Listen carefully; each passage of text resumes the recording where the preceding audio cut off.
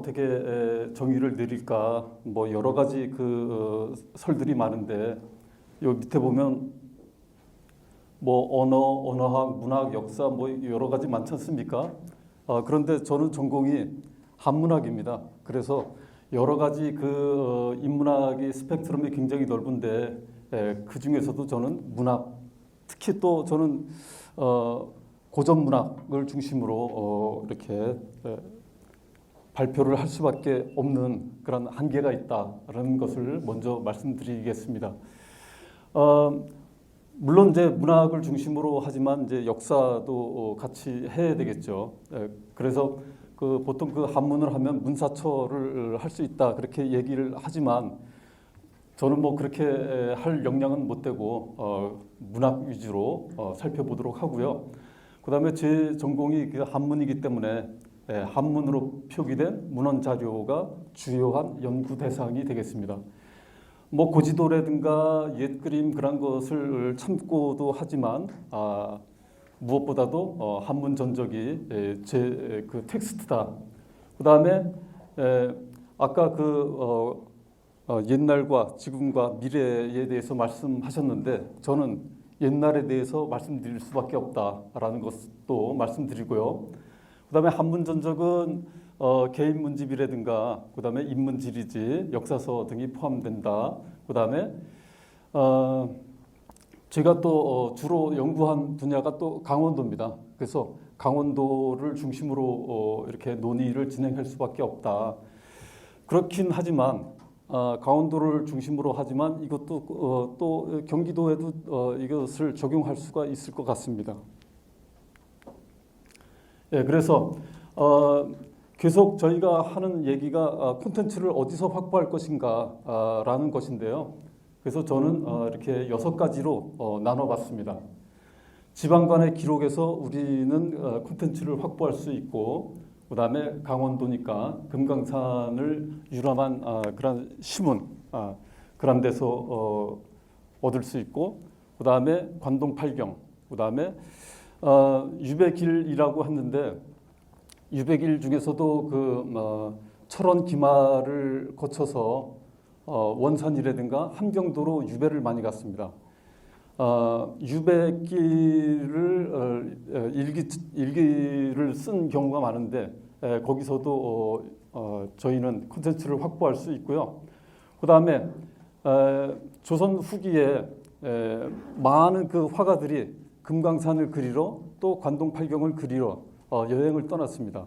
그래서 거기서도 얻을 수 있고, 그 다음에 가장 기본적인 책이 인문지리지인 여러 가지 뭐 신중 동국여지 승남이라든가 그런 것은 가장 기본적인 텍스트의 보고다 그렇게 말씀드릴 수 있겠습니다. 지방관의 기록을 먼저 살펴보도록 하겠습니다.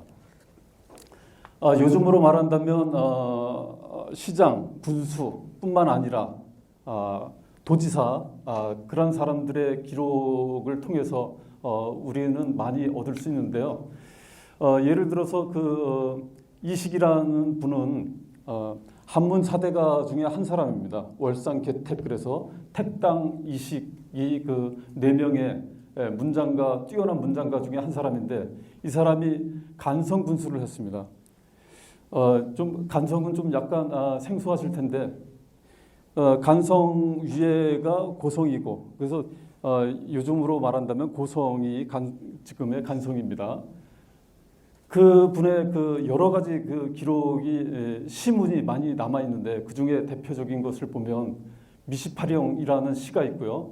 미시파령은 미시령입니다. 예, 미시령입니다. 예. 그 다음에 간성 동쪽 부대에서 짓다 선유담이라고 하는 또 석호가 있거든요. 그 다음에 청간정은 관동팔경의 하나고요. 만경대, 열산현에서 묵다 이런 시문들이 많이 남아 있고 그래서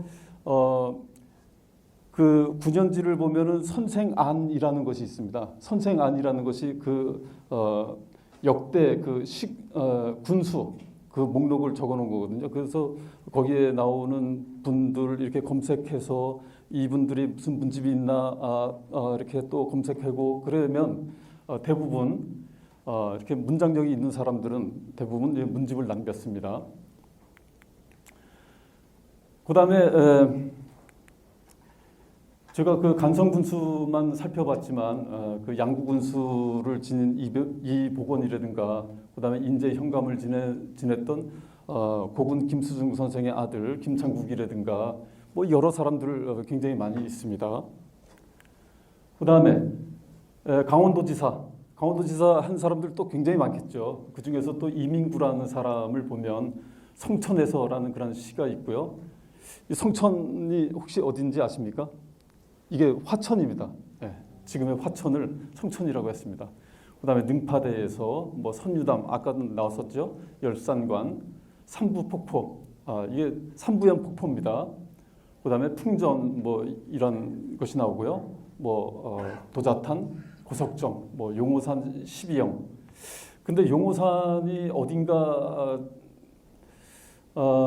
고민을 많이 했는데 혹시 김영규 선생님 용호산이 용화산은 들어갔는데 용호산은 못 들어갔어요. 그런데 이게 용호산이 용화산을 뜻하는 것 같아요. 그리고 제가 추측컨대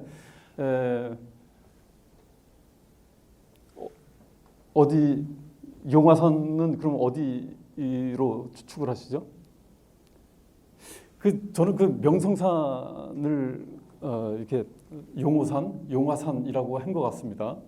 근데 이게 아직 이렇게 뭐 정확한 것은 아니고, 그 다음에 태봉의 옛도 뭐 이런 시문이 있고요.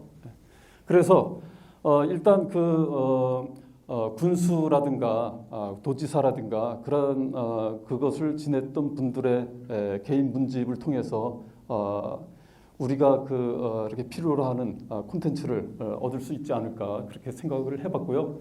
두 번째는 금강산 유람을 굉장히 많이 떠났습니다. 그래서 저는 그 세 가지로 살펴봤는데요. 금강산을 가는 길이 철원 기마 루트가 있고 간성 고성 동해안 쪽을 가는 그런 루트가 있고 아까 인제 쪽으로도 갔다고 그랬는데 거기 저는 문헌 자료는 아직 못 봤습니다. 그다음에 양구 루트. 그래서 이 세 가지를 중심으로 한번 살펴보도록 하겠습니다. 가장 많은 것이 그 철원 기마를 거쳐서 금강산을 가는 것이겠죠. 그래서 김창엽의 동유기 보면 여기 포천이 나오고요. 풍전역이 지금의 그 신철원이 되는 겁니다. 풍전역을 거쳐서 그다음에 기마, 생창역, 생태공원 있는데 거기고요. 그다음에 금성읍에서 묵었다. 그래서 금강산을 유람을 했지만 그 과정, 가는 과정, 오는 과정 그런 속에서 여기 그 접경 지역에 그런 것을 담고 있고요. 그다음에 하여튼 뭐 수백 편이 됩니다. 수백 편 중에서 김창엽의 동유기를 일단 대표적으로 뽑았고요. 그다음에 시는 또 이런 기문보다 더 많이 남아 있죠. 그래서 허균의 포천 가는 길에, 그다음에 풍전역, 금성에서 묵다 이런 콘텐츠가 좀 많이 남아 있다.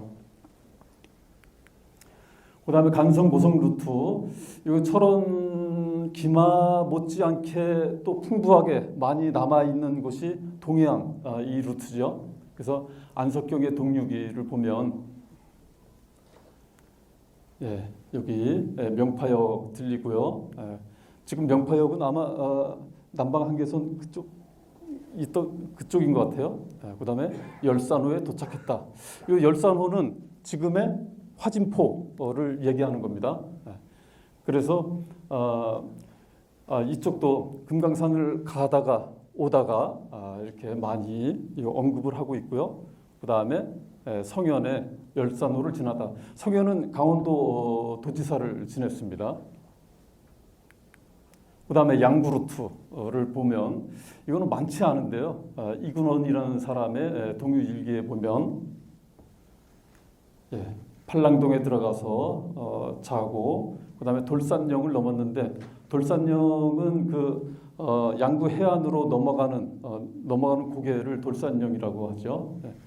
그래서 돌산령을 넘고 그다음에 지금의 DMZ 거기 요 뒤에는 DMZ를 넘는 그런 기록이 있습니다. 그다음에 시 보면 그 허적이라는 분이 두타사 성분에 쓰다. 그래서 양구에서 제일 명승이라고 할까요? 핫한 플레이스가 두타연인데 바로 두타연이라는 것이 두타사 부근에 있는 폭포가 두타연이거든요. 그래서 여기 옛날에는 그 두타연 그 시내로다가 갔다고 합니다. 그다음에 그래서 금강산 관련된 시문을 살펴봤고요. 그다음에 관동팔경과 관련된 그런 시문 이건 진짜 뭐 너무 많죠. 그래서 관동팔경 이 중에서 접경 지역에 해당되는 것이 그 간성의 청간정 요 정도가 될 텐데요. 이 곡은 그 고려 시대 사람이죠. 이 곡의 동류기에 보면 고성, 선유담, 청간역에 청간정이 있었던 겁니다. 만경대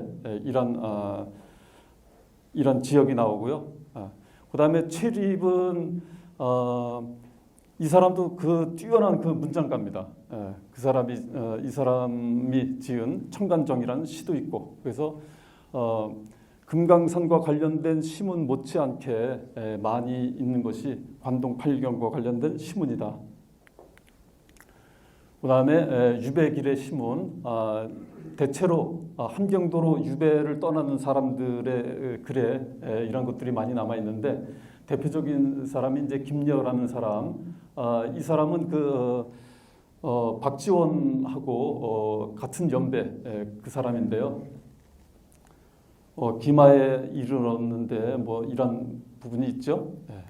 그다음에 김수항이라는 분은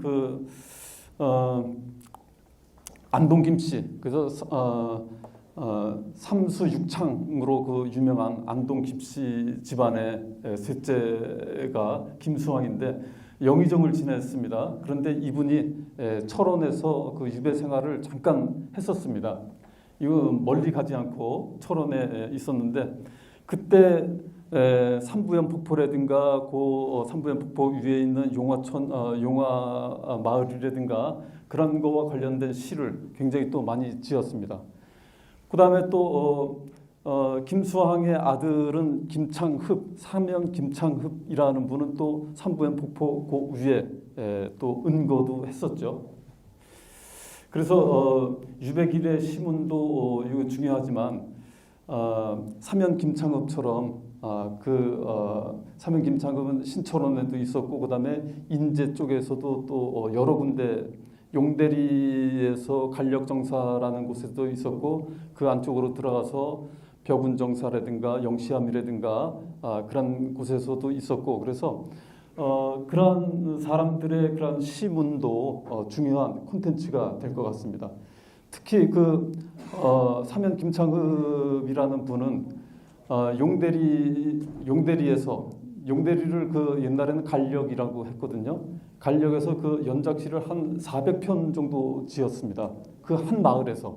그래서 지금 명태로 아주 유명하지만 옛날에는 사면 김창흡의 시로도 유명했던 곳이